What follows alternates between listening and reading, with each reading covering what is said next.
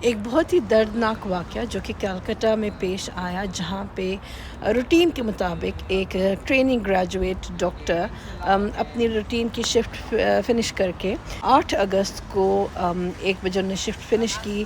She had dinner with her juniors, اور dinner کرنے کے بعد وہ سیمینار ہال کے اندر ریسٹ کرنے کے لیے چلی گئی.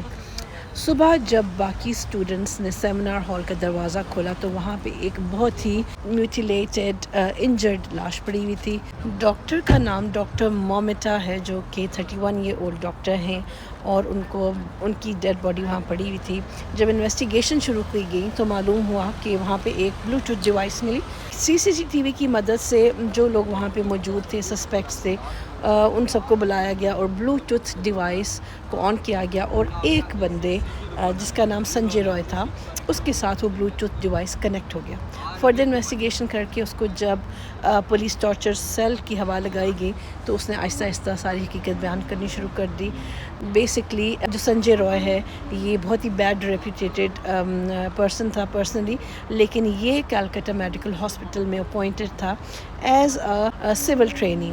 پولیس کی شرٹ پہنتا تھا اور his job was to protect the doctors. لیکن کسے معلوم تھا کہ یہ پروٹیکٹر ہی اصل میں ڈاکٹرس کی جان لے لے گا. اس کی ریپوٹیشن نہ صرف بہت بری تھی بلکہ بہت نشے کا عادی تھا، اور اس کے علاوہ اس کی 5 سے 6 شادیاں ہو چکی تھیں، اور اس کی ایک بیوی کی بھی وفات ہو چکی تھی، جو کہ سٹل ایک مسٹری تھی. اس انسیڈنٹ سے بہت سارے سوال جمع ہوئے کہ انڈیا میں کیوں بڑھتے ریپ کیسز، اور ریپ کرنے کے بعد بیڈلی میوٹیلیٹڈ باڈیز کی جاتی ہیں، ان کو تشدد کا نشانہ بنایا جاتا ہے.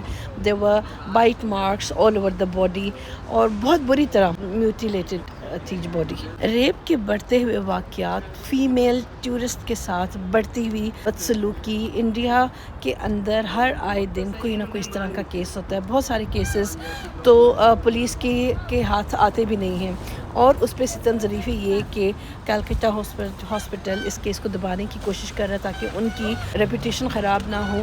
اور مومنٹا کے پیرنٹس کو کہا جا رہا ہے کہ آپ ہمارے ساتھ ایگریمنٹ کر لیں. اس سارے واقعے کے بعد یہ کوشچن ریز ہوتا ہے کہ is India a safe country for women? Sexual violence کے بڑھتے ہوئے واقعات دنیا کی سب سے بڑی جمہوریت کے لیے ایک بہت بڑا کوشچن مارک ہے.